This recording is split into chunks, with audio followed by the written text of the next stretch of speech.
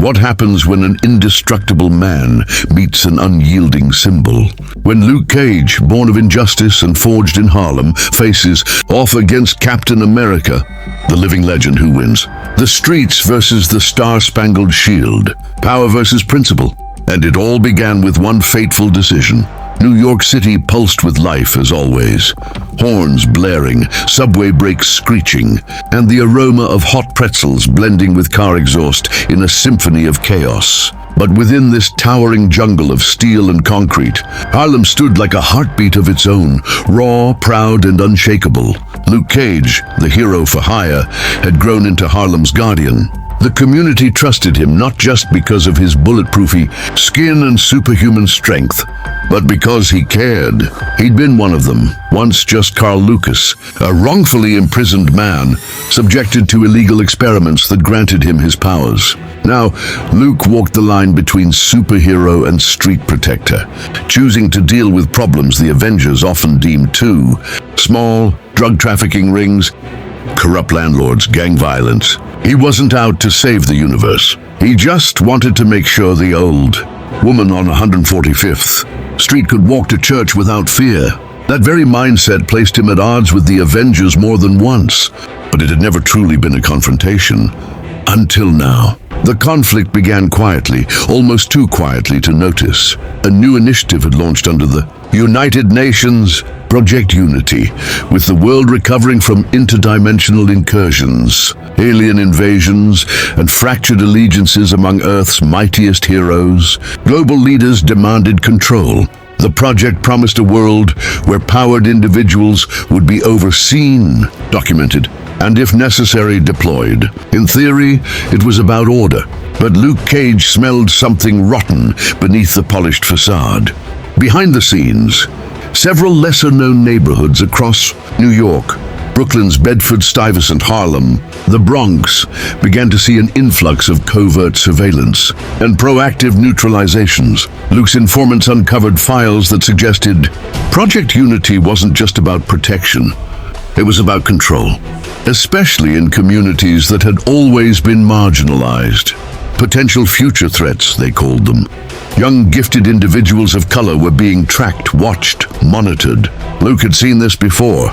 He lived this in Seagate Prison. He would not let it happen again. Captain America, Steve Rogers, was the face of Project Unity's public relations front. The world trusted him, and so did many heroes. To Rogers, after the chaotic fallout of the last superhero civil war, this initiative was a hard-earned compromise, a painful one, but one he believed could save lives in the long run. He didn't like everything about it, but he believed he could help shape it from the inside. He could steer it. So when intelligence flagged a Category Alpha dissenter named Luke Cage, Rogers took the mission personally, not to arrest him, but to reason with him. He thought they could talk it out. The two met on a rooftop in Harlem, under a hazy dusk sky, lit with the soft orange of city light. Steve arrived in full gear, red, white and blue shield on his back, a solemn look in his eyes. Luke stood in his trademark leather jacket, fists clenched, eyes narrowed. "I'm not here to fight," Steve said calmly. "You came with the shield," Luke replied. "I always wear the shield. I never back down from it," Luke countered. There was a pause. The sounds of the city buzzed below. Horns, voices, laughter, pain. Two titans stood like statues. "Luke," Steve began, "what you found, I know it looks bad, but we're working on changing it. I'm in the meetings. I'm trying to fix the flaws. From the inside." Luke snapped. "You think they're going to let you fix a system designed to hunt people like me before we even make a move? They'll listen to me. They never have. Not really. And while you're trying to make nice in a boardroom, kids are getting tagged, caged, and studied like lab rats." Luke stepped forward, every movement thunderous in purpose. "I don't care if you wear that flag on your chest, or if you bled for this country. If you back this program, you're standing against me, against Harlem." Steve's eyes darkened. "And if I walk away? What happens when real threats appear and we're not ready because we let our guard down?" "I'll be ready," Luke said. "I always am." The city would have wept if it knew what was coming. Captain America left that rooftop without incident, but the lines had been drawn. The program wouldn't allow Luke to continue unregulated, and Luke wouldn't allow his neighborhood to be colonized by men, in suits with drones and pens sharper than knives. It began with Luke dismantling a Unity surveillance base hidden beneath a Harlem community center. Then he hacked into a data stream feeding names into Project Unity's archives. In retaliation, Unity deployed a strike team, not to kill him but to bring him in. They failed. Then came Rogers, not as a soldier obeying orders, but as a man, determined to stop Luke from going too far. Luke was already gathering a network of underground metas, people who'd fled registration or were never recognized as heroes. Rumors swirled that he planned to take the war to the steps of Unity itself. "Someone's going to get hurt," Steve said in a final transmission. "Don't make me stop you." Luke's reply, "Then come and try." And so it comes to this: Captain America versus Luke Cage, Star-Spangled Shield against Unbreakable Skin, the symbol of the system versus the man who rejected it. They would meet at the epicenter of the program's New York data hub, a heavily guarded installation, hidden inside an old military ship docked on the East River. For Luke, it was a fortress of oppression. For Steve, it was a fragile order they couldn't afford to lose. One fights for the soul of America, the other fights for the heart of its people. The clash was inevitable. The clash would be epic. The moon hung heavy above the East River like a silent spectator, its pale light reflecting off the rusted hull of the decommissioned warship-turned-data fortress. Inside, the hum of servers pulsed like a nervous heartbeat. Armed guards patrolled the decks, unaware that the night was about to ignite. Luke Cage moved through the shadows like a tank cloaked in silence. Every step was purpose-driven, a storm wrapped in leather. His mind wasn't on tactics. He left that to Daredevil and the others. Luke was the blunt instrument, the fist that broke the system's teeth.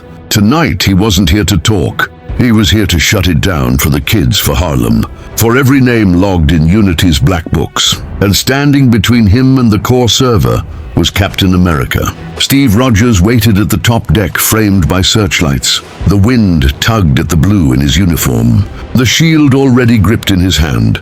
Not on his back this time, not ceremonial. Tonight it was a weapon. "You don't have to do this, Luke," Steve said, voice steady despite the weight of what was coming. "I do, Steve. You just don't see it yet." Luke charged. The deck exploded beneath his boots as he hurled his full strength at the star-spangled figure. Steve braced, and thoom! Vibranium met indestructible flesh. The impact echoed like a cannon blast across the bay. Sparks flew. Men on the lower deck dove for cover. Steve spun off the recoil, launching his shield. It sailed like a silver blur, aimed for Luke's head. But Cage caught it, fingers closing around its rim with a snarl. "You always threw this like it meant something." "But it's just a circle," he growled, and hurled it back. Steve ducked, barely avoiding decapitation. As the shield embedded itself in a steel wall behind him, Cage was on him before he could recover, fists flying. Each punch carried the weight of a wrecking ball, fueled by rage decades deep. Steve blocked, deflected, countered, but even his super soldier reflexes were being pushed to the limit. "You think I want to fight you?" Steve barked between blows. "You're better than this, Luke." "I was better," Luke roared. "And the system you serve still tried to bury me." A body blow sent Steve skidding across the deck. His ribs screamed in protest. Steve rose slowly, blood on his lip, breath ragged. His fingers brushed against the comm at his ear. "Stand down, all units," he said. "This is between me and him." Luke blinked. Still playing the hero. Even now, Steve's eyes narrowed. "No, just making sure nobody dies but us." He charged this time, not the soldier but the man. No shield, no grandstanding, just bare-knuckled grit. He ducked a haymaker, twisted behind Luke, and landed a brutal elbow to the back of his neck. Then another and another. Luke staggered. For the first time in the fight, he looked dazed. Steve capitalized, grabbing a loose chain from the deck and wrapping it around Luke's arm, anchoring him to a crane rig. "You don't win by destroying things. "Luke," Steve grunted, tightening the chain. "You win by changing minds, by standing tall." But Luke's eyes were still burning. Standing tall means nothing when no one's listening. With a deafening roar, he snapped the chain like it was paper and sent Steve flying with a thunderous blow that dented a bulkhead. Smoke rose from the damaged vessel. Fire alarms screamed. Water began to pour in from burst pipes. The battle had become a war zone. Steve knelt, battered but unbroken. "I'm not your enemy, Luke." Luke's chest heaved. "Then why do you keep standing in front of me?" There was silence for a beat. Then Steve reached down and retrieved his shield. To protect the world from men who forget the cost of war. Luke stepped forward, fists raised. "And I'm here to remind them what happens when they ignore the people." The final charge began, both men rushing, forces of will and power and pain. The impact was cataclysmic. Boom! The shockwave shattered the command. Bridge windows and blew open containers on the dock. Light burst across the skyline like a second sunrise. Somewhere in the heart of the city, sirens began to wail. As the dust cleared, the two figures lay on the deck, motionless, broken, bleeding. Luke slowly pushed himself up, chest raw with effort. Steve lay unconscious, shield cracked, chest rising faintly. Luke picked up the shield, looked at it, then laid it gently on Steve's chest. "I'm not the enemy. I'm just the guy who never got to wear the flag." Then he walked into the fire toward the server room, toward the heart of Unity's machinery. Harlem had won this night, but war always leaves scars.